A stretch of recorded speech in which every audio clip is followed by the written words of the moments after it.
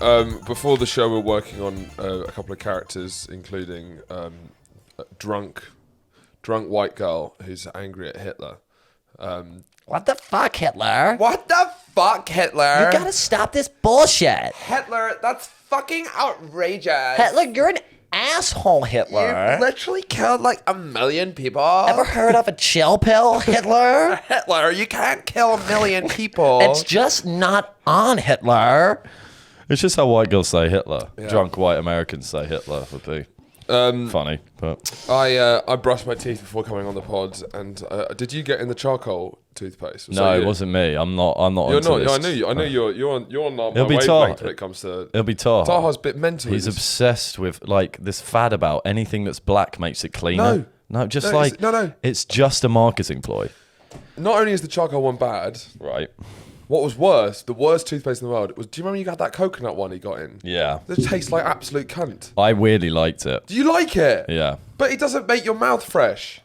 No, yeah, so I didn't like the after effects, so I don't like that if you use it, you're not smelling minty as heck. No, but that's what look. But did you like the actual taste of the coconut? No. I did, actually, No, and I weirdly... Because I need a big zing when I brush my teeth. Yeah. You need to power hose that bitch because of all the up. plaque in that. Well, not even the plaque. It's more like my mouth tastes like ass when I wake up, and it smells like ass. Yeah. So the number one priority of any toothpaste, obviously there's dental things. You need to keep the teeth from going yellow. But number uno I had a gum disease. is numero uno role is don't stop my mouth smelling like my ass.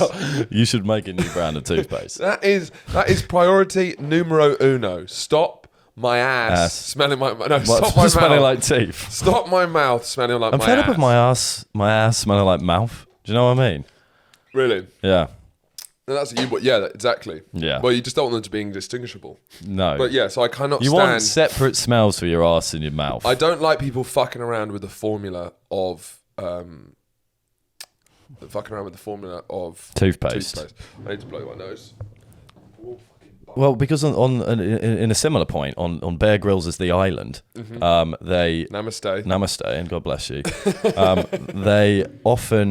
They find it's definitely planted because there's always conveniently a couple of washed up from the ocean toothbrushes that are there because like the bastards have got to brush their teeth. Like going on the island is harrowing enough, but then coming back with terrible teeth. You just can't be having. But so they wash it. So what you do is the thing that you do is you use the embers of the fire like coal or charcoal, and then you brush your teeth with that, and but that would be the charcoal toothpaste.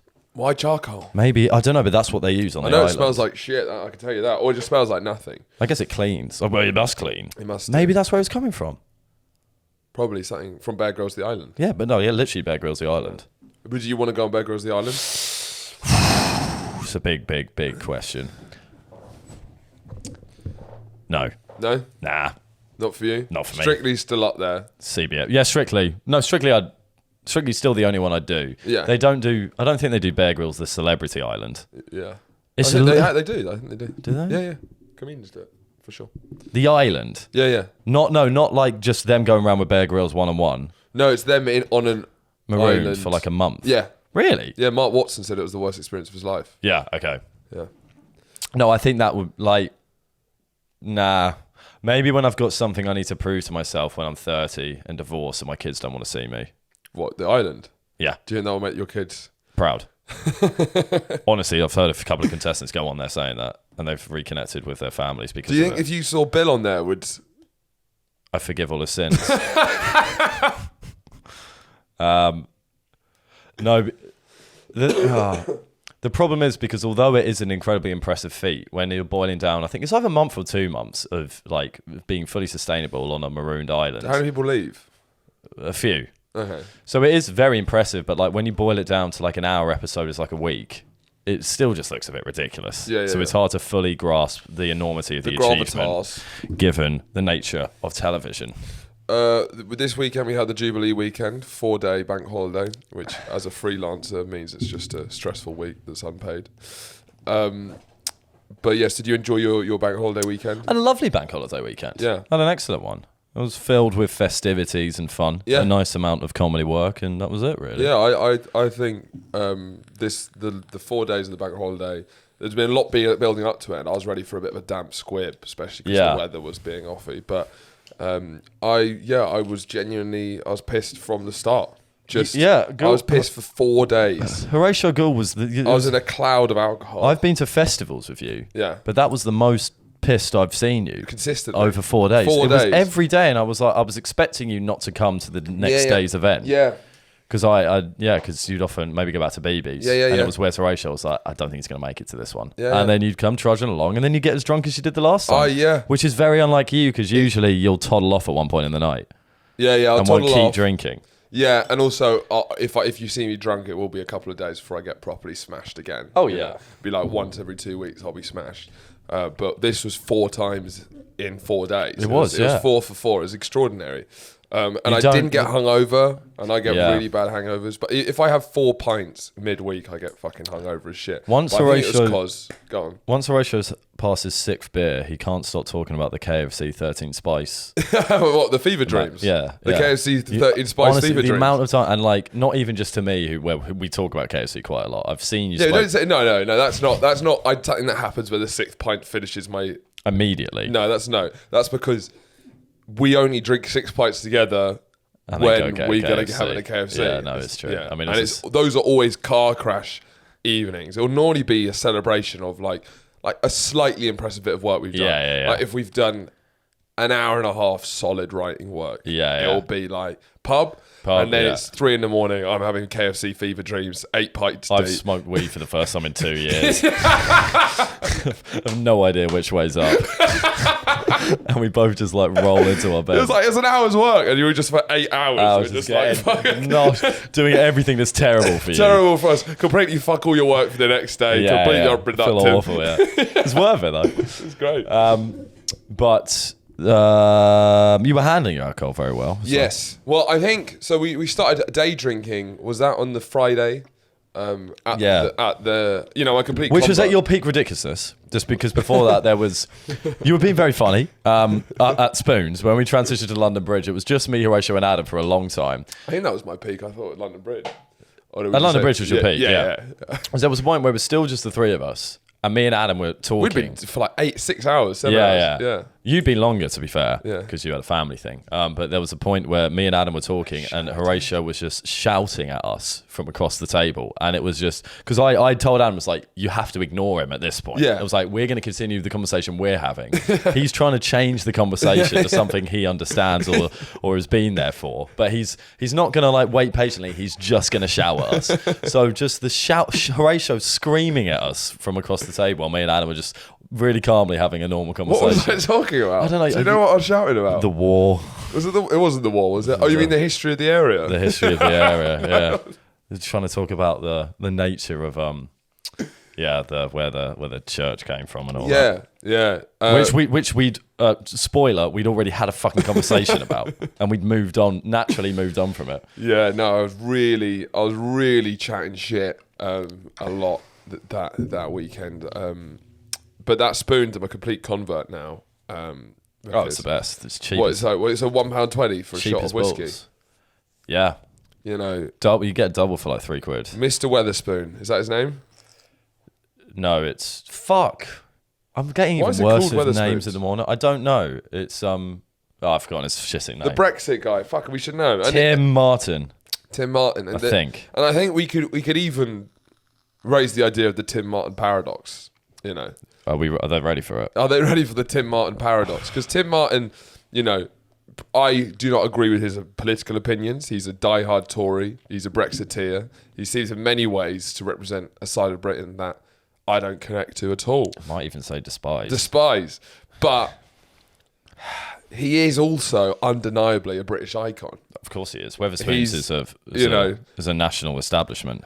As much as we like to try and find, unproblematic patriots, he is problematic, but he is a true patriot. Could be a boy gone wild. He definitely boy on Tim Martin. I think it is Tim Martin. I think it's Tim Martin. Does that ring a bell? I do. I think there was a period where I would probably actively say I dislike him, but now it's real. It's tough. The lines of good and evil go through are not borders. They go through the hearts of every man. Is it the the I line wasn't between listening. the line between good and evil does not go through states and don't know. states. I don't it know goes the through exact- the heart of every human heart. think- It goes through the middle of every human Yeah, heart. I think he got it verbatim there. All the Yeah, that's what Tim Martin. Because on one side he is, racist Brexiteer. Well, I think there's nothing overtly racist, but it stinks of racism. It reeks of it. Yeah. But then he is also, in many ways, there's a lot of woke, middle class, metropolitan elites who will chat shit about him being so progressive. Yeah. Must be one of the true last great symbols of the working class left, in the sense that you could be in central London, and you could buy a shot of whiskey for £1.20. Yeah, you all can't deny all this this. fucking woke hackney places that respect your pronouns. They have right on views They're about not serving Europe. the working class. No, £6.70 for pints. Like, no fucking way. Yeah, Do you know what I mean? It's like It's a different world, and he appreciates the importance of class. he just gets it. And the man is the pettiest man I've ever seen. It's the joy of watching Tim Martin expand his power. So he's really, once he's got he's already established his economic power with the success of spoons around the country. But he also publishes a monthly newspaper a newsletter in the Weatherspoons, and it's a joy to watch. And It's kind of legendary. There's always it is legendary because there's a segment in it where he basically responds to mean tweets about them. It's like, And it's fucking, and they're highlighted different bits and how it's bullshit and how and then he takes them down. And it is a joy to read about seeing the pettiness of a man with such power. He's got power, he runs it, and he still looks mental, and he's still getting that pissed off. He's still getting involved. Crazy hair. He hasn't got one of those things. Yeah, when do you know where the spoons came in? I don't really know what the history of them are, because they're such a hallmark. And then they kind of take over pubs, but they don't ruin pubs, I don't think. Well, no, it's hard. Well, unless there's like a history to the pub they're taking over. But they don't change the they don't architecture. change a lot of that stuff. Because that there's obviously it's a bit trashier. Our one used to be a theatre, and you can still see it. Yeah. So, and these are all lovely. A lot of them are really lovely buildings. But I even feel like the inside of the spoons is less problematic than some of the Green Kings, which I hate. Green Kings. Green Kings have taken so many nice pubs and they've just put a thin layer of shitness, where Weatherspoons, there's an unpretentiousness. Like a Green King is a chain pub, so has that sort of non-placey feel similar to a Weatherspoons. Yeah. But none of the price change. They all write in a certain kind of font on the yeah, on the it's kind of chalk gross. boards. They all wear. I've done a lot of gigs in Green Kings, and all the staff hate their jobs much more than any other pub I've seen. So I don't know what the pay or the treatment's like, but I doubt it's good. There's that green tinge. They all have the same writing. The one in South Kensington Comedy Club. Out of that Green King, they advertised out front fish and chips for £16.95. And that's their best deal. That's an advertisement. That's to get suggesting, people in. come in. Fish and chips, £16.95. Come and buy That collars is and not to come potatoes. in. That's to trick them once they've sat down. Saying, that's a bit £17. expensive. Do you want to go somewhere else? Fuck, we might as well stay here. We might as well be That's here. not. Oh my god, they're doing 17 quid fish and chips. We've got to get there. Spoons and spoons, and spoons do a hella good pizza. Yeah, they just get it, and they have a giant menu. They really smash They've out. got such a big menu. Really that smash you out can some live good at pies, Spoons. and the pizza is like it's a hella good pie, man. You get it, and then you can get a pint with it, and it's like £7 all in, and it's delicious, and it's cheap. They know what they're doing. Tim Martin, maybe a racist, But he knows trying to keep those costs down in London, which no one else has seemed to do. It's always like there's no way to make it cheaper. It's just the way London is. There's no Talk to option. Tim. What's Tim doing then? What's Tim doing? Well, I think because he's got such a monopoly on things. Yeah, I guess so. So he gives it back to the consumer He does give it back to the consumer. because he could charge £5 for pints. Well, that's the whole business model. Well, £4 for pints. Well, but Spoons, still go Spoons there is if it was also £4 for Spoons pints. is also a bit of a kind of mecca for socialising for certain groups of people. What does that mean? It means that certain people like What to go certain there. groups of people? Students get fucked. Okay. Well, no, a lot of people. We go to Spoons all the time. Yeah, we go to so- Spoons, but I did meet one person while I was getting. I don't go to that Spoons that often, but I was there ordering a drink for the first time in a while, and I had a slightly racially uncomfortable. Yeah, no, it definitely was racially uncomfortable. I said this guy kept getting ignored, and I said, "Try one more time, mate." And he said it's probably because I'm white.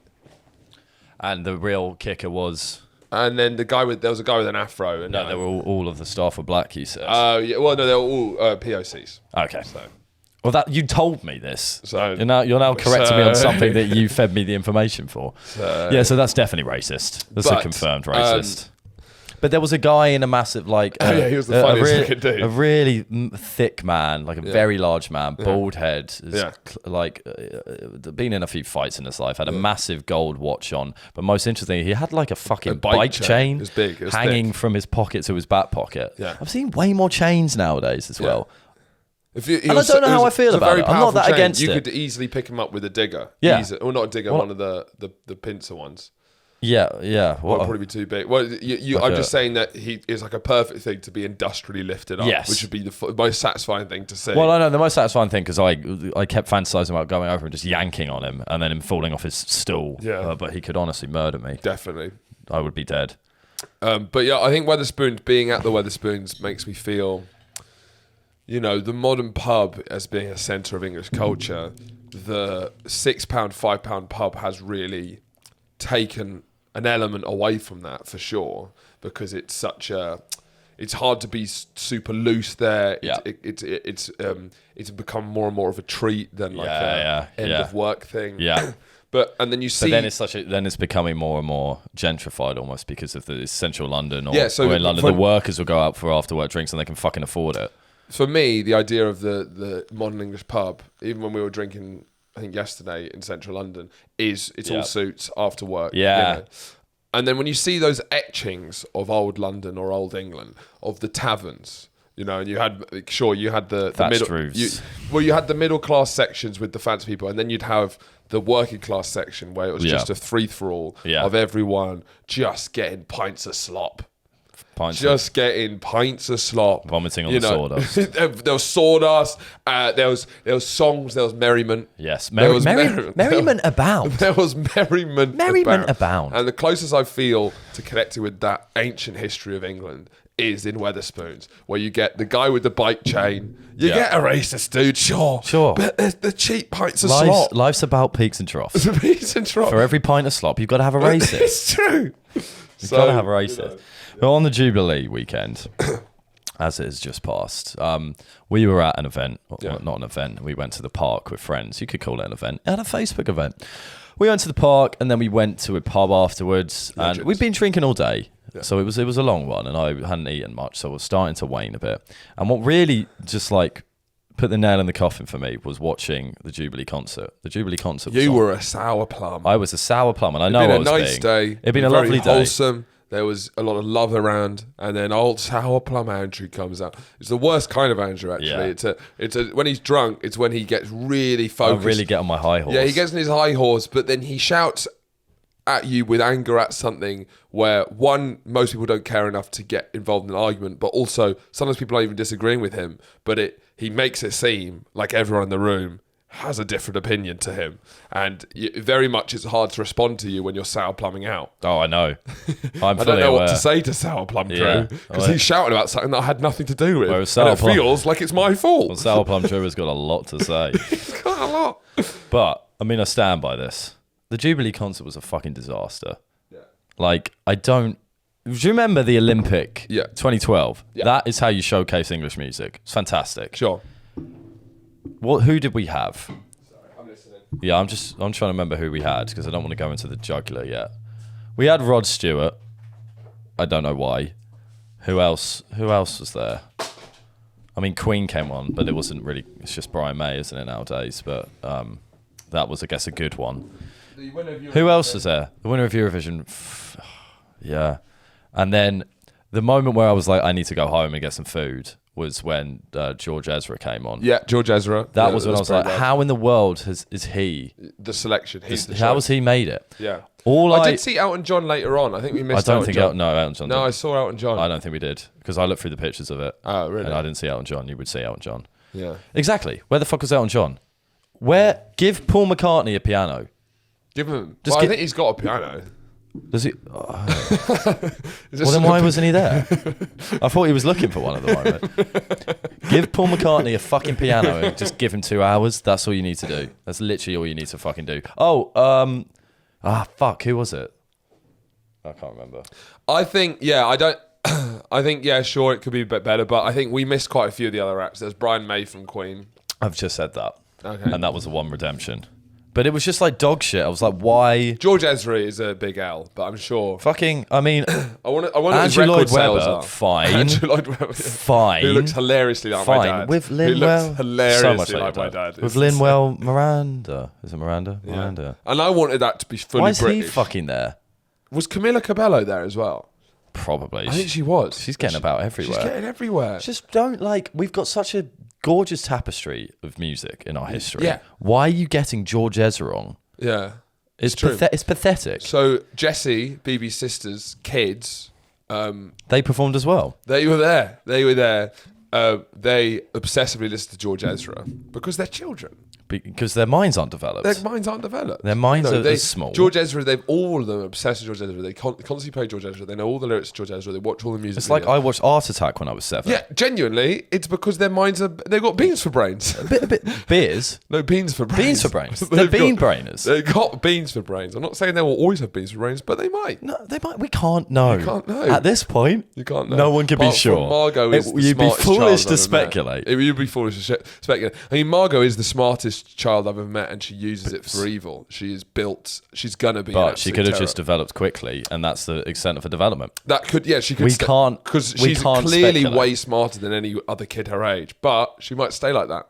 It would be broadcastingly poor of us to speculate on the future intelligence of these children because they could be bean brainers. They could be bean brains. They could be bean brainers, and we can't deny it. They could grow up to have beans for brains. Hey, I think I've turned out very well considering where I was. There was I went to a lot of meetings when I was Talking growing about up. the Moo Moo cow situation. Well, partly. I'm just saying, there was a lot of alternative learning. I was a bit young, but I remember quite a lot of sitting in meetings with quite a concerned look on my mother's face. Yeah. The doctor tried to explain. Prodding you. Yeah. So, I've definitely, from where I think my mum was thinking I was going to head out, right? I think they really thought I was a bean brainer. So, Yeah. it's been a really lucky change of fortune that I'm not fully bean brained. Yeah, that's true. That's true. Well, some people are just different, eh? And let's celebrate difference. On the bean brain note. On the bean brain, no, on the Jubilee weekend, what I will say, I think the reason why I could last so long and why I didn't tire out during, but also why I didn't get a hangover is because I was getting White Claw wasted because there ain't no law with the White Claw. I wasn't actually drinking White Claw. I was drinking hard seltzers, which I'm a huge fan of hard seltzers. Were you drinking hard seltzers? Not all the way through. No, but were you drinking I had them a at couple any of point? Guinnesses. Were you drinking I them at any started on point? hard seltzers. You didn't mention it that much. I mentioned it all the time, didn't I? Yes, all the time. It was fucking obscene. Yeah, so I was drinking. Forcing them on me. You sometimes Andrew takes a while to. The problem is, I force things on Andrew. He gets annoyed that I've shown it to him. He will aggressively deny it. I love the 3 use years of the word later, shown. You 3 years later, he'll come back to it. You don't show me it. You shout at me in my face, calling me an idiot for not liking it, and you wonder why I don't want to suddenly rock up and have I call one. you an idiot. It's your own insecurity speaking. I never said the word idiot. Moron. But then that's what you hear. How much of that night do you remember? I remember. No. Because I was drinking White Claws. I didn't actually. The end got incredibly hazy. I'll tell you that. And also, a lot of friends joined us later for the last hour, and I was chatting some real shit, man. So I keep getting horrendous flashbacks. It was like Memento of oh my God, what the fuck was I saying? I was fucking humping that guy's leg. But I drank rosé in the park. I drank a lot of seltzers. I drank whiskey with no mixer sometimes. Basically, well, apart from the whiskey, rosé, white wine, seltzers, cocktails. If you drink like a queen, you party like a queen. That's my new thing. All right? Why do you think the gay community is hangovers? At the forefront of nightlife, at the forefront of partying? The development of nightlife is led by the gay community. Yeah, absolutely. Because gay drinks are party drinks. They're the drinks that are built to make you last. You've got all these straight lads having 6 pints of Carling and shitting themselves at 11 p.m. It's not a bad point. You got buckets of beer because I'm straight. Yeah, you've pissed yourself, lad. All right, they've pooed It's themselves. not even midnight, and you It's not fucking even shat and midnight. pissed yourself. They're on And then the you floor. got the dancing queens. You got all the gays drinking their wine coolers, their daiquiris, and they're dancing the whole time. They're not singing even, along to Diana Ross without exactly. a care in the world. They're hydrating while getting alcohol. Yeah. So I do think I'm going to really unstraightify my drinks. I'm not against this. The only thing is it often comes down to the cost. But then, seltzers aren't regular. Vodka soda limes. I'm drinking a lot of vodka soda limes. Expensive. Why are they expensive when they're often way cheaper? That's what's so listen, weird? look, Do you know what's so weird? but- Some pubs, £3.50. No, expensive pubs, it'll be like, oh, that's like a side drink, so they'll charge you £4 for it. Then some other ones, they'll charge you £6.70. It's a cheaper drink. It's one shot of vodka, some soda from a ting, and a thing of fresh lime. Soda from a ting. You know, it's way less than a fucking pint of Guinoise. What do you mean in the cost of production? For sure, it's only a shot of fucking vodka. Yeah, but there's so The much. soda and lime is nothing. That's Yeah, bulk. obviously the soda and lime is nothing, but obviously One shot of vodka is what you're paying for. It is definitely more marked up than beer. Definitely. Imagine, basically, you're paying £6.70 for a shot of vodka, which You are, is chili yeah. chonkers. Yeah. That's chili chonkers. Yeah, but shots are just expensive. It's just like more of a luxurious drink, I think, Peter. It's been marketed as. Which is a shame, and it's just why in a period where financially haven't been doing great, KFC and beers, you could see the sort of how unhealthy cheap food can be. That's why that's definitely adds to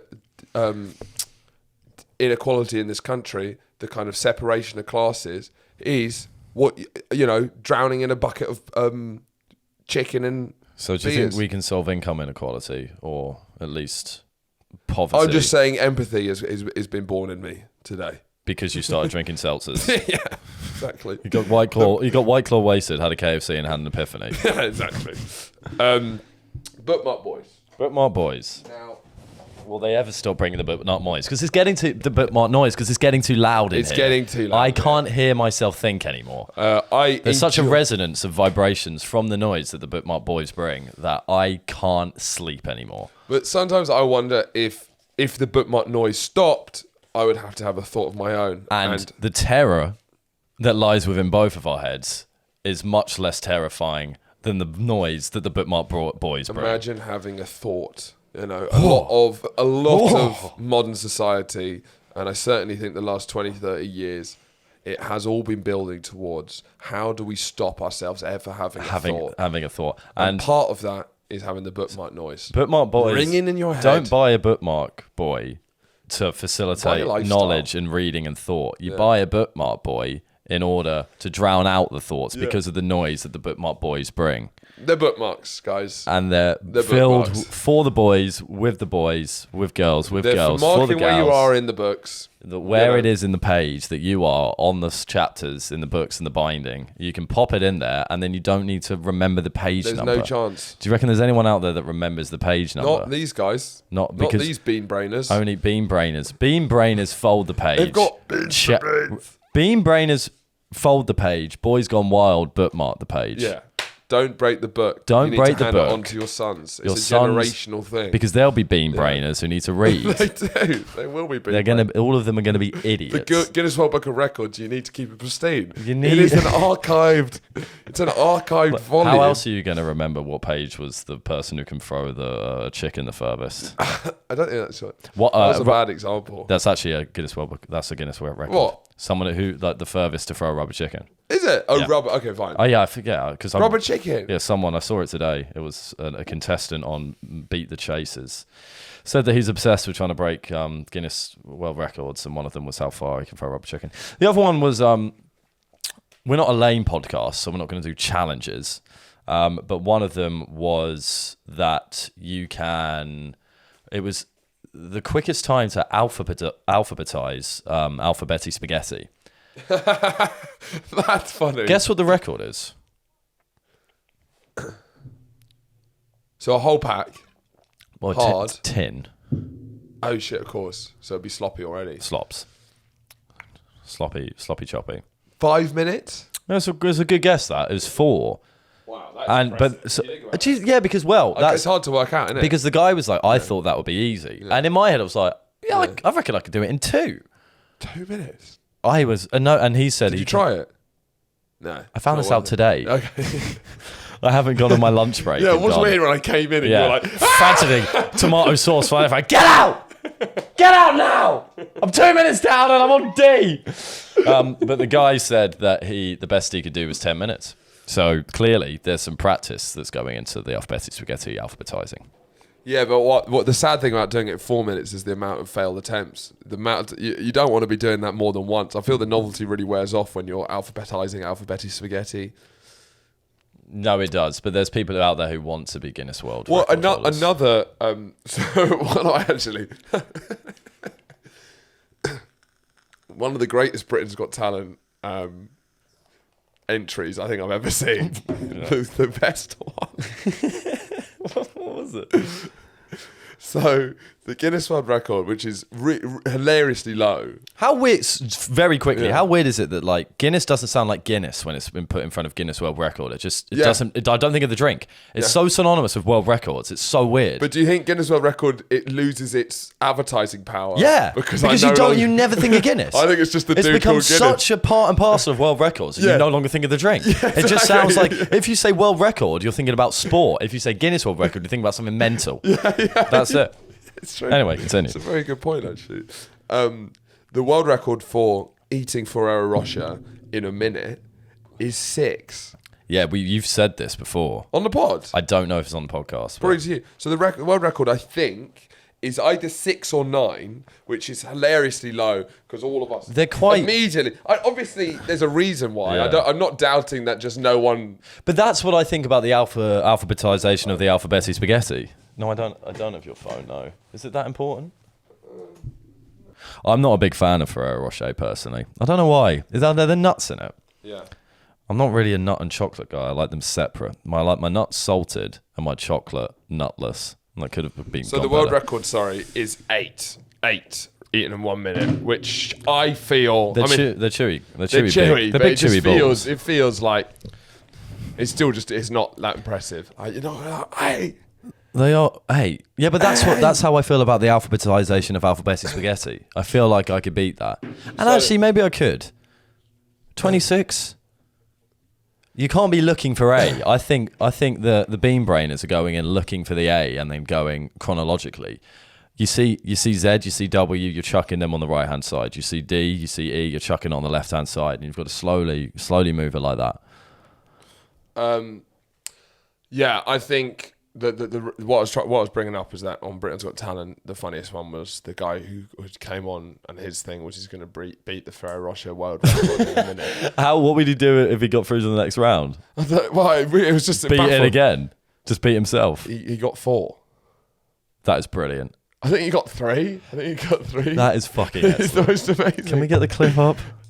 Yeah, maybe actually. Because I think it's just funny to get the clip up. We could just if you can get the clip up while we just continue this conversation and just have him eating, failing to beat wild. That's incredible. What are you doing for us today, James? Today I'm going to attempt a Guinness World Record attempt. Oh, brilliant! Really? I love world records. This one's Ferrero Rochers. I'm going to try and beat how many Ferrero Rochers I can eat in a minute. It really is. The confidence. I hope that he didn't even practice it at home. He went, that's fucking easy. No, but you have to go through so many. That's fucking easy. I'll do it on Britain's Got Talent. Doesn't even need to practice. We'll see if he can get anywhere near it. Oh yeah, keep it on. Let's get that on while we continue this. A very quick funny story. Adam had his last day at work recently, so I can kind of tell this story fully without any repercussions, even though there wouldn't be. But so at work, often what happens is we do, if you're a more tenured person, you help train up people who are being trained on it, basically, and you kind of act as there's a main trainer, and then if you've done it for a while and are pretty decent at it, you then go in and help out the sessions to help out people, and that all happens over a Google Hangout, so it's camera and mic situation. So Adam had been doing it he'd been doing it for a week. He was on his last day. It was Friday. It was officially scheduled to finish at 6. Often training finishes earlier because his training is like, get yourselves out there, have a good weekend, we've done all we need to do. Finishes at 5 a lot of the time. And Adam his job was to kind of sit there, wait for people to ask questions when they had the questions or they finished the task and he needed to look over it. He was sitting there, all's going well. He'd had a lovely time with the trainer, was getting on with her really well, had a lovely time with all the people he was training, got on really well with all of them. And what you do, you take breaks frequently. You don't really need to tell people when you're going taking breaks, but you do. And it's getting to 5:45, and it's like they should have finished 45 minutes ago. And it is fucking lame when people stay in and they keep asking loads of questions. It's like, can you stop asking questions so we can go for the weekend? Because it's dictated by how many questions they ask, how long you're fucking there for. Yeah. And we've had this thing where it is we tell each other how lame it is to do that. Nerd alert. But Adam, as he's got AirPods, is how he's communicating with the group via the microphone in them. Adam, is this his new work, isn't it? No, it's still the same one, old one. Oh, he's only just finished. Yeah. So he's on the Hangout. It was his last day, wasn't it? Yeah, pretty much. He was on the Hangout, and then goes upstairs to go and talk to his girlfriend. And his girlfriend just says, "When are you finishing?" And he's just like, "These fucking losers! Like, Jesus Christ! Like, who is staying until 6 on a Friday? They're a bunch of losers. Why are you asking so many questions? Stop asking so many questions so you can go home." And then his girlfriend's friend's there as well, and she goes, "Why are you wearing my trousers?" Which was my trackies. And he goes, "Because I've been naked from the waist down for the last hour. Because I've been naked from the waist down. My dick's been out. I'm naked from the waist down." Anyway, these fucking... And then suddenly, in his ear, he just hears, "You're not on mute, Adam." And he'd said all of that to the group. So there's probably like 15 of them in there. And they've heard the entire thing. And the worst thing is because after that, he then has to go back, sit down, and then like you turn your camera on for the end and just like wave kind of goodbye. He didn't really, I don't know how you address that. He didn't address it. And then I think someone said in the group when he put his camera on, it's like, "Have you got your trousers on now, Adam?" Which was that's a good line. That's he's unlike them. He didn't address the loser thing because there's not much you can do. There's not much you could say there. I mean, I guess I would have thought it would be because he his last couple of days at work, it was sort of that final fuck you. Yeah. That kind of like, it's a horrible way to go out on people he's just met for the week who have just been nothing but lovely to him. Just cool. I think you're cool. He's not doing it to his bosses or his managers. He's doing it to people he's like training. New people who you're all a bunch of pricks. You've made this job a living hell. Well, the most shocking thing for me was that he was naked from the waist down. And he's he would have been pantsed. He would have been pantsed up. It's not what he said. Yeah, but I think that's... he would not have had his dick out. He said he had his dick out. Did he? Yeah, I grilled him on it. Obviously, pants is fine. He was naked from the waist down. He had his dick and balls out, which seems so unlike him. He was in his girlfriend's house who lives with someone else as well. Was that when it happened? Yeah. Well, he said, "I was naked from the waist down." I'm not sure if that's true. We must have had a miscommunication. Well, yeah, he seemed incredibly chill about it when I was like, "That's mental." Yeah. No, he'd be a boxer worker for sure. What if his thing? Because my whole thing was like, he's like, "Look, the camera's only here; they wouldn't see it." That was his whole argument, and I was like, "It's just way too high a risk that the camera tilts down, happens. You accidentally stand up, yeah. There's a delivery, just something." You get an erection. What's so big? The table lifts up. Well, that still wouldn't. They'd know. Would they? They'd know. They'd say that's his power. They'd say that's that man's powerful erection. They'd know if you're doing a talk and then. Or if it only goes up when one of the... a little German soldier pokes his head up. Or if it only goes up when one of the other people's talking who he fancies. Then it's suspicious. It's probably the sound effect that, his penis makes when he goes erect, which is... Yeah, it's a bit of a... It really is. If you know Adam, I think you will do by now, to be honest. That's exactly what it sounds like. I think that's... Yeah. And that's what makes it really embarrassing. It's kind of like an erection for him. When the woman he fancies starts talking, it's just... An erection for him is a bit like a circus act. Exactly. And then a manager starts talking. We need to leave him alone on this podcast, poor guy. Yeah, he didn't choose this life. He did not choose the thug life. Not like us bad boys. But someone who did choose the thug life is Johnny Depp. Excellent. No, I don't know. It's a dangerous one to play. Are we doing that? I think we're going to do... We'll do Johnny Depp and Amber Heard quickly because it's become we missed it on last week's episode. Yeah. So the verdicts of the Johnny Depp Amber Heard trial has happened. Johnny Depp has won in court for sure, but the vast majority of the things. But the kind of main thing was public opinion. He's won a huge amount, and we talked about this on the podcast, saying that we just. Never know. It seems like they're both cunts, but you can never really know. Never know. Speculating seems pointless. And damaging. Yeah, and damaging. but we also agreed that Johnny Depp is undeniably has more likability. Absolutely, but that isn't what holds up in court. And unfortunately, and that's what holds up in the public opinion. I certainly also feel like, naturally I'm feeling support for Johnny Depp.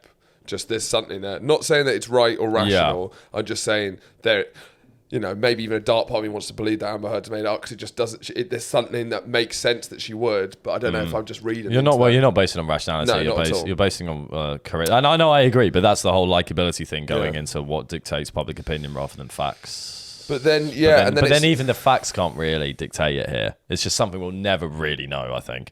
But then it's interesting because there's been a huge amount of backlash, which I guess was to be expected, but I don't know why I didn't expect it. There's been a lot of people on Twitter and Instagram saying unfollowing everyone who's happy about the Depp verdict. This is such a huge setback. It's a dark day on Twitter if that person's unfollowing everyone that supported the Johnny Depp verdict. Why? It's a joke. It's not actually that dark day.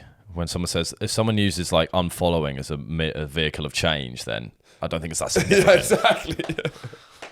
But and there's a lot talking about how it's set all women who want to speak out back, and it's just there's a lot of basically saying it's completely fucked that's happened. It's a really bad thing for society, which though once again I find it really hard to get an opinion strongly either way because we don't know. I just don't really know, and I've seen women on both sides talk in detail about why the other side is right. There's other side is right. Yeah, there was even a relatively woke woman who's a journalist on Instagram who did it in detail about how deep Amber Heard's lies go. She did Instagram. We should do 60 Instagram stories during the court every day, live reporting on it. And there's been a lot of also pushing for I guess the two things is, are we going to shame accusers for coming out and they can be defamed, or are we not taking male domestic violence seriously enough? It seems like those are the two sort of angles that have come out, which is I find just very confusing. Yeah, and also... Because it's if it was the other way around... Yeah, and also just... There's those two things, but there's also just false accusations. That's a key thing as well, isn't it? Yeah. And how much do we have to believe a victim or a supposed victim? There's a lot of things. It's a tricky one, isn't it? It's bloody hard. It's tricky. But we're about to dive in on an hour special of what we think about it. Yeah. No, well, we don't. Yeah, we don't have strong opinions either way, really. But I think that's the best way to be with this. Is because of all those things. It's such a complicated case, and we're never going to know what happened behind closed doors. I mean, you can get an idea with some of the stuff we're seeing in court, but I'd be happy to read the opinions of the person who was in the court every day. Yeah. I'm not too happy to hear Becky from Stratford, who's watched 10 minutes of the case over the last few things. Yeah, I guess so. But a lot of women also support Johnny Depp, which is interesting. Yeah, because he fucks, man. Do you think that's why? Yeah, man fucks. I don't know. Or do you think it's just they really sense bullshit from Amber Heard? It's probably that. Yeah, it is that. It was. I mean, it's both. It's just because we spoke about it before, but the one thing that I do see as true is the astonishing difference between the quality of the two's legal teams. Yeah, unreal. It was ridiculous. Yeah. How did Amber Heard end up in that situation where those people are representing her? They were awful. They weren't likable, and the stuff I saw, the arguments, they put up the most insane witness on the stand who just was the one who drove away. The one? No. That was. I think that was actually Johnny's one. But no, he was likable. That guy was likable. He was an internet sensation. There was that doctor or someone who just obviously flopped on the stand and was making weird facial expressions. Yeah. And it was that's part of being a lawyer, screening people who were going to translate to the jury and to the public and see if it's going to work. And they just it was fucked atrocious. It must be so many awkward moments with their stuff. It's you guys actually do look useless. Yeah. And you could even see the exacerbation on the Johnny Depp's lawyers team of how mental some of the stuff that they were trying to do was, and how it was just unfounded and just it looked like bad lawyering. I don't know what good lawyering is, but I can see bad lawyering when it is. Another boy gone wild this week is of course who I've become really obsessed with is Liam Payne. Liam, bring the pain. He's really come to the forefront recently for me for kind of, he's definitely boy gone wilder than weak. But I think he's getting there. He's getting of the month. He's getting the well. He's another big stunt, and he becomes a Hall of Famer as well. Oh God, yeah. Because off the back of, I don't know. He's not far off being. He's a Hall not of Famer. far off. Because off the back of, I didn't really know anything about Liam Payne as a particularly interesting person before the Oscar. I only became interested in him until the Oscar interview. Accent gate. Accent gate. If you can't beat him, join him. If you can't beat him, join him. Everything's a gate now. World's best emoters. Johnny Depp, who's one of the world's best emoters. One of the world's best emoters. I mean, there's so much to analyse about that speech. Not only the many different. Have you seen the full interview? Sorry, are we moving to Logan Paul? Oh, we're not yet. Oh. But to go from that, yes. and then so quickly to have basically, I'm going to clear up this because I saw him respond to people's reactions. So he knows about the reaction to the Oscar thing, obviously. Yeah. So he's clearly doing this about, right, now it's time to show who I really am when I'm not fucked on coke. Let's have me sober. Yeah. And him sober is even worse. Wait, so was he actually fucked at the Oscars? Is that what he said? Yeah. You clearly. Cokey? He says drunk. Do you think it was a bit of the I think it was Colombian a bit of the Colombian white. You can see what he's like. Yeah. Either way, I think he really felt like, okay, I was drunk. I understand the accent thing was weird. I'm going to set it straight. He's not the most self-aware man, so I think even that small bit of reflection was a huge jump for him. So he goes on this Logan Paul thing, and he's like, how do you think he saw it going in? What do you think he thought was going to be achieved by going on the Logan Paul? What did he think was what do you think he saw on the way there of being like, this was going to happen? Or probably thought afterwards, because I think he felt he smashed it. Like a little autobiography.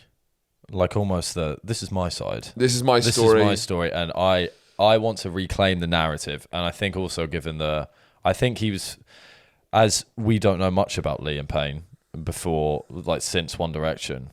And I think he wants everyone to know about Liam Payne since One Direction. Yes. Yeah, for sure. I think in his head, he saw people sharing clips going, wow, that's so amazing by Liam Payne. I never knew that Liam was so interesting. I never knew that Liam was so, fuck, I wouldn't want to fight Liam. I wouldn't want to fight Liam in a dark alley. No, because he is powerful. But instead, it was an extraordinary display of misplaced arrogance, unsubstantiated claims. Yeah, a true. There's an element of sympathy, similar with Chet Hackers and stuff. Really? Well, just because of the way he's been brought up, just being in one direction that fucks you. He was like a child. Yeah, they were young, weren't they? It was ridiculous. You forget how young they were. What a ridiculous! And he clearly wasn't the smartest tool in the shed before he even went there. He doesn't even know what country he's from. No, exactly. So to have someone who's got beans for brains, then make them the biggest star in the world. Well, he's not the biggest star in the world. No. You're buying into the Liam narrative. 4 years, One Direction were the biggest act in the world. One of the biggest acts in the world. Up there. It was a dark period. Has the boy band period ended? Yeah. It has, hasn't it? Yeah. But maybe with them. They were kind of But for 3-4 years, they're probably the biggest act in the world. It's ticket sales, fandom, and he was part of that. To take someone with beans for brains and make him king of the hill. A bean brainer. A bean brainer. King of the beans. Sort of mountain of beans. Sitting on a mountain of beans. I don't know what that does, because most people, he should be, he should be doing bean brain jobs. He shouldn't be doing he shouldn't be king of the hill. What's a bean brain job? It's a tough question. It's a tough one. I think it was quite an outlandish comment, and I'd like to address it. Finger painting instructor. It's a good tactic to do a job that doesn't exist. So, congratulations. We'll move on. Liam Payne would suit being a finger painting instructor. A nurse.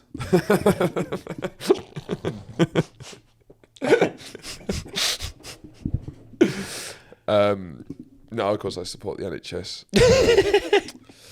We should give those guys more money. That's my take. Just give those guys more money. That's a really interesting point. Thank you. We got to be giving those fellas and ladies. Well, not that many of them. Not a lot of them. When I take over with my private investment fund, it's growing. What was your favourite? What was your highlight of the interview? It's a good Did you question. wait? But quickly before that, did you watch the whole interview? No, I watched 9 or 10 clips. I had the idea to watch it. I was going to watch it before the podcast. Yeah, I should have watched it all the way through. But then you started asking me what to tweet about tennis. Yeah, you got to pick your poison. No, I need to. I will watch it through all of it, and we can maybe do another catch up on it next because I think there's a lot to get through. There's part of it. A good idea could be, a step-by-step analysis of the entire interview on Patreon. Yeah, for sure. I mean, we should do more stuff like that. Well, yeah, I mean, with the Oscars one, we touched it briefly, but then I wanted to touch on it again because it takes a while to digest. And all you these just things. can't stop touching on things. I love touching. I touched on this earlier. That's probably the sentence I say the most. You touched on touching things earlier. I touched on touching things earlier. So even when you're touching things, you can't help but touch on them later. Yeah, I did touch on touching earlier. But Liam Payne, I would say, obviously the classic is, yeah, I think it's a bit fucking bait, but I do think my favourite thing is if you want to use those hands again. Yeah. No. Remove those hands immediately or there's a high likelihood. High likelihood. I think the high likelihood is the funniest bit for me. In the way Immolters was my favourite bit from the Oscars. High likelihood. It's the Irish accent. The bloke's not Irish. He was trying to channel a sort of like gypsy Irish fighter sort of vibe. There's a high likelihood you'll never use him again. Like I think he thought he sounded like a gypsy king sort of bare knuckle boxer. But it was amazing, hearing Logan Paul and the other guys laughing, thinking it's like because it seemed at first it seems like he's like a joke. Like that's something I would say. I told him remove those hands because there's a high likelihood you'll never use them again. But you were talking to a child. Yeah, it's something you'll say that. It's like funny. Yeah. What I loved about that is they all laughed, retracted their laugh quickly because his face was stony still. Yeah. There's a high likelihood you'll never use them again. They go, and then he's he's even like made Logan Paul look quite exactly rational. Yeah. And down to earth. Yeah. The focus on tough guy. I mean, I just didn't know that was like an insecurity that sort of like you're in a boy band. Yeah, you're in a boy band, and maybe that's where the insecurity comes from. You need a rebrand. Harry Styles had a rebrand because I think what he tried to do is say I was the best. He was fighting two insecurities. One of them was the fact he's in a boy band and therefore doesn't appear tough. He's Liam Payne, for fuck's sake. He's not Tyson Fury. Yeah. But more power to you, man. You don't need to be tough. And the second being that he hasn't done that well after One Direction. Apparently, he's done the best. Says him. But what do you think that's the insecurity? That's why he's gone on there because Harry Styles is one of the most famous people in the world right now. Liam Payne is not. What's happened to Zayn? He went a bit doolally. He went doolally, didn't he? He was the first. Didn't he leave before? He left before. He's had the. I don't dislike Harry Styles' music. I don't like it. I would say it's kind of bafflingly tame. Yeah, it's so tame. It's unbelievably. I was about to say it's sugar. It's got such a dullness. Do you know what it is? Yeah, it's watermelon sugar. Sweet nothingness. That was decent. No, I know because you said it before, but it doesn't really quite hit for me. I haven't said it before. For me, it's more like if there's a nothing because watermelon sugar could be like it's sweet, and when you bite into it, there's no substance. That's a perfect analogy for his music, and he knows it, even though he thinks he's talking about it's pussy. Not bubble gum pop. For me, watermelon sugar is like vapid pop. It's not even vapid pop. It's sort of like he's got all the outfits. It's vapid pop. No, because he's trying to do ballads and sort of he's not really. He's trying to go into the sort of like it's vapid pop. Harry Styles was pop music and it's vapid. Maybe. Definitely. I don't know. To me, I see why I find it so like, it's a sign of the times. Da da da da da da da da. Everything is like pop. It feels like a distant memory of a good song. It's like such a weird. To me, it's a sort of faded. It's an attempt to be nostalgic in the music that it doesn't quite come off. So yeah, the outfits look great. He seems like a very likable lad. He doesn't have beans for brains. Clearly, he's a smart boy. He is, and he seems. And he's a cool fella. I like him. I like his personality. He's managed to deal with the assault on your mental health that being in One Direction far better than Liam Payne. Liam Beanbrain, who's driven him doolally. So all power to him. Who's he dating? He used to date Cheryl Cole. He's a kid with Cheryl Cole. No. Which is fucking mental. No, Harry.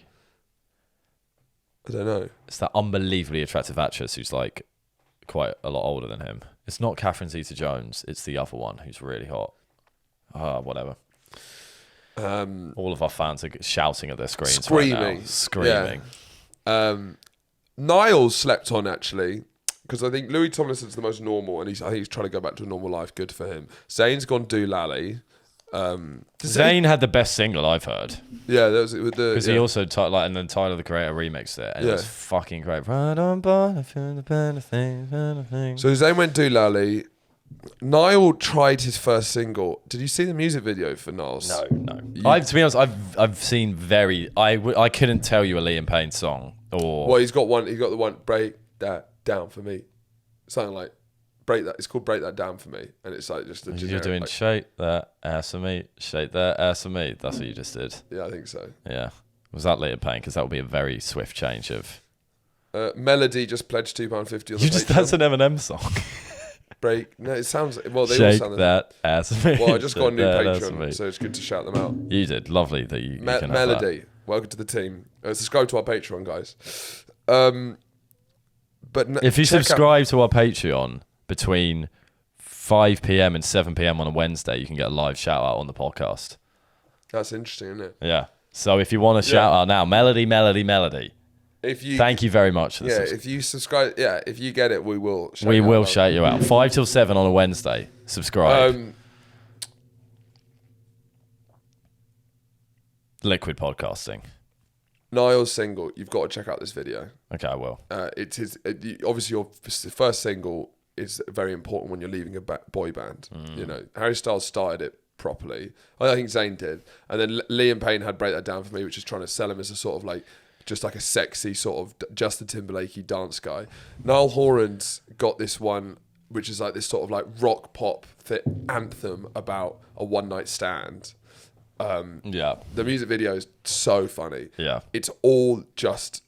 And it's weird because he's such a boyish guy. It's all him trying to say, "I fuck now." Yeah. You know, because he is always such a sweet. I shag now. I promise I do. Yeah. So the whole thing, it starts with this unbelievably attractive supermodel who's way taller than him. Like not even like girl next door hot or like interesting hot. It's like just like slap in the face. It's like Victoria's Secret model hot, where it's like that's not a real person. Runway. She's runway pussy.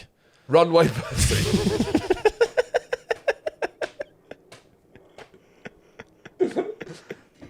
Not ramp pussy. Ramp? What is it, like a motorway ramp? I don't know. I was trying to think of an opposite of a runway that's also... don't think about it too much. Traffic light pussy. Yeah, when you look next to someone across in the park traffic light. Pussy. Yeah. Bush pussy. Well, confusing. Street curb pussy. Off-license pussy. Continue. Off-license pussy's better. Dentist pussy. No, because dentist assistants are always fit. Always. Hey. I don't make the rules. Hey, we're probably going to get cancelled. Yeah. Oh, we can't say anything nowadays. You go on to cancel us. Lock us up because we're going to say more. Okay. Bye. No, but it starts with this lady going out. Oh, we're still going. Yeah. And he's like, she forgot her phone. She doesn't know how to do this. Laughs to camera. Then the music starts. Wait. Sorry. She forgot her phone. He doesn't know how to do this. She doesn't know how to do this. Or do what? This doesn't make any sense. It's like a rookie error from a one night stand. Oh, after a one night stand. Got it. Yeah. Which is still kind of weird thing to say. It was something along the lines of rookie But she's done it on purpose. Yeah, clearly. Yeah. But then he was implying that it was a mistake. And the phone is that's such bad writing. Yeah. No one forgets their phone. You might forget your jacket or your jumper. You forget a shirt. Yeah, a phone. Or like a sock. No, you never forget socks. You'll forget like something like a scarf. Yeah. An accessory. You forget an accessory. You forgot my sunglasses. Then it goes back in time to the beginning of the night. What, to 500 BC? And he's a caveman. I mean, that would be great. Instead, obviously, it goes back 12 hours or 18 hours. And they're out in the club. No. It starts with him going out, walking on the street, going to a tailor's, getting a suit tailored, then... He walks out looking fly as shit, and then a puff of smoke happens from like a street exhaust, and then behind him is joined by 4 just dudes. No. They're all tailored guys. No. And it's just like 5 of them. They're all wearing suits. Yeah, and they're all heading out. Important question. Yeah. Where are they going wearing suits? They're going to an expensive fancy bar, to be fair. So it's like a high-class cocktail bar. Still lame. And so then they get there and he's like tapping them. He's just showing, he's just like, this is just a normal night out for him. This is him with his boys. Bread and butter. And he's just like, let me order this. And then he starts speaking to the gorgeous lady who's hilarious. Runway puss. And then she leaves while he's getting her a drink and she's got his number on it. Wait, what? She leave his number. She leaves his number to him. She left his number. I think you forgot it. What does she leaves her number? Yeah, she leaves her number. Right. And then she keeps leaving things to do. It's a very simple story. That's like, there's nothing in that.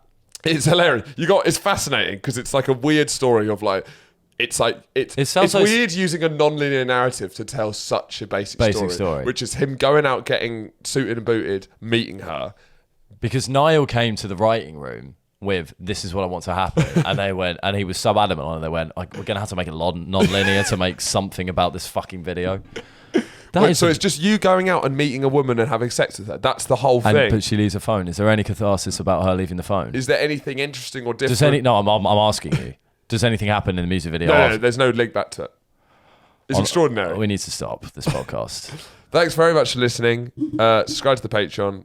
Where we had a meeting with TikTok, and it went terribly. It went terribly. We both panicked in very different ways. Yeah, we'll save it for the Patreon. Yeah, no, but you can build it up. Goodbye. We'll see you guys next week.